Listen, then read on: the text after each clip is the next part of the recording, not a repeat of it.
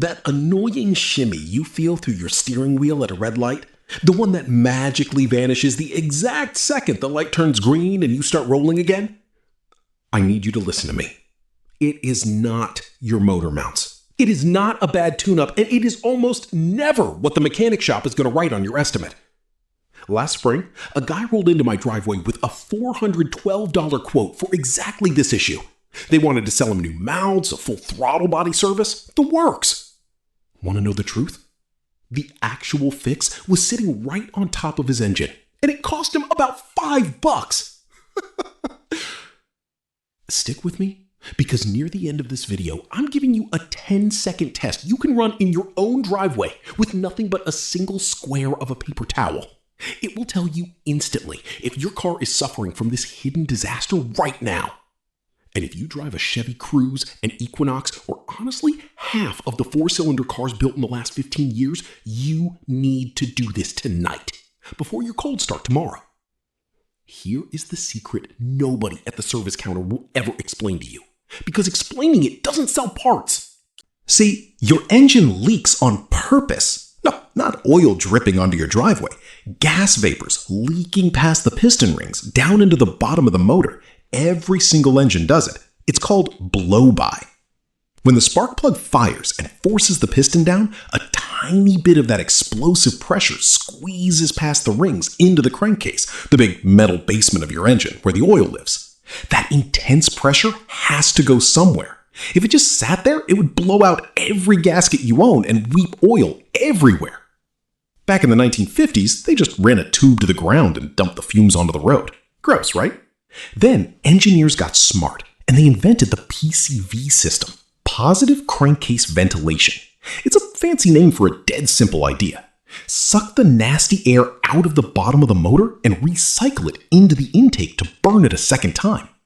But here is the catch. That system only works if the engine is 100% sealed. Think of it like drinking through a straw. The PCV valve is your mouth pulling the air. The breather is the vent letting clean air in. And your oil cap? The oil cap is the lid on the cup. If that cap's rubber gasket is hard, flat, or cracked, and on a 10-year-old car it always is, you now have a giant hole in your straw. The engine's computer is trying to pull a perfectly measured amount of air, but instead, it's sucking unmetered, unpredicted air straight through your busted oil cap. At a red light, when the engine is barely sipping fuel, that extra air throws the mixture lean. The motor stumbles, shakes, and panics. But the second you step on the gas and the airflow jumps way up, that tiny leak becomes completely unnoticeable, and the engine smooths right out at 30 miles an hour. Sound familiar? That is the stoplight shimmy. That is the $412 scam. Now, hold on. Before you comment that your cap looks totally fine, let's back up. There are two opposite ways this system fails, and people mix them up constantly. Failure 1. The leak I just described. A dried gasket letting air in. That's a vacuum leak, causing a rough, lean idle. Failure 2. The exact opposite. The PCV passage gets completely clogged with sludge, varnish, and carbon gunk. Now, the pressure builds up with absolutely nowhere to go. This does two ugly things. First, it shoves oil backward into your intake, and the motor burns it. This is the car that silently drinks a quart of oil every 1,500 miles, but never leaves a single drop on your driveway. It's eating itself from the inside. Second, that pressure forces oil out of your valve covers and main seals. Suddenly, some shop quotes you $1,800 for a rear main seal job, when the real culprit was a clogged $5 valve, letting pressure build. I've watched this exact misdiagnosis happen more times than I can count. Last August, it was hot as hell in my garage. I had the industrial fan going and it wasn't doing a thing. My neighbor Dave rolls up in his wife's 2014 Chevy Equinox with the 2.4 Ecotech. He had already been to a big chain shop and dropped $1,400. They told him she was burning oil because the engine was just tired at 110,000 miles. And they started talking about a short block replacement. A short block on a car worth maybe $7,000? I popped his hood, pulled the oil cap, and felt it. You ever stick your hand near the oil filler at idle and feel it gently breathing? His wasn't pulling air in, it was puffing out like a tea kettle. The system was plugged solid. It took me 40 minutes to fix, and honestly, most of that time was me drinking a cold beer while the cleaner soaked. The PCV path was choked with baked-on residue from cheap oil and delayed changes. We cleaned it out, slapped a fresh $5 cap on it with a good seal, and that car instantly stopped drinking oil. $1,400 they already took from him, and the only part that actually mattered was the one nobody touched. I'm not saying mechanics are bad guys, but the system is rigged for them to get paid for hours and heavy parts. A hard rubber oil cap gasket is neither. Here's the test you can run right now. Get your car warm and idling in park. Set the parking brake, pop the hood, and carefully take the oil cap completely off while it's running. Now, grab a paper towel, fold it into a small square, and lay it flat over that open filler hole. Do not press it down, just let it rest there. On a healthy engine, that paper is going to get sucked down gently. You'll feel a soft pull or a light flutter. That's the vacuum. That's the system working perfectly, inhaling air. But if that paper towel gets blown straight up into the air, or it's dancing and flapping violently, pressure is trapped down there. Your PCV path is blocked, or your piston rings are dangerously worn. That is your oil burner. That is failure 2. Now the flip side. Put the cap back on. If your idle was rough, and the absolute instant you pull the cap off, the RPM drops and the car almost stalls out, that means your system is hypersensitive to extra air, pointing you right back to a leak. Turn the engine off, look at the rubber ring under your cap.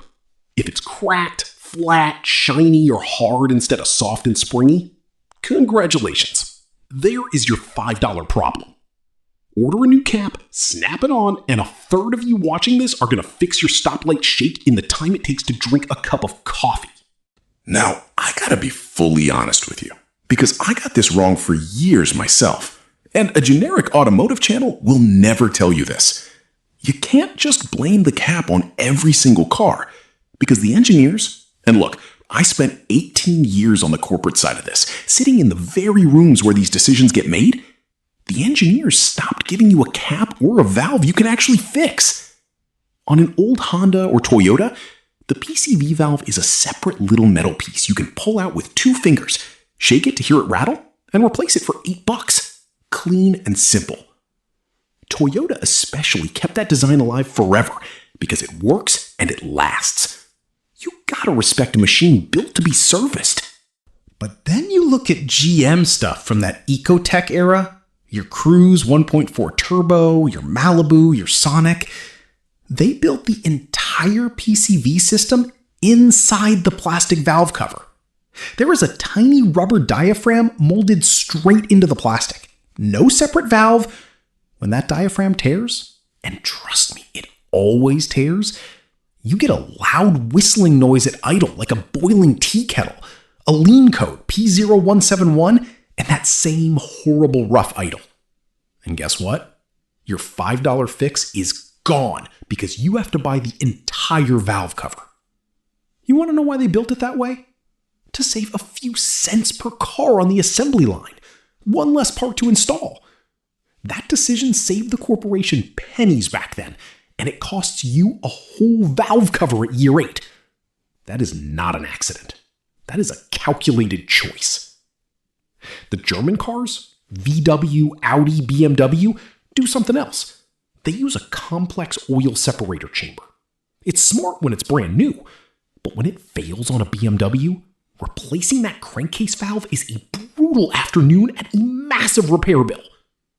Every brand is just trying to manage that basement pressure, and every single one has a weak link that fails right when your warranty expires.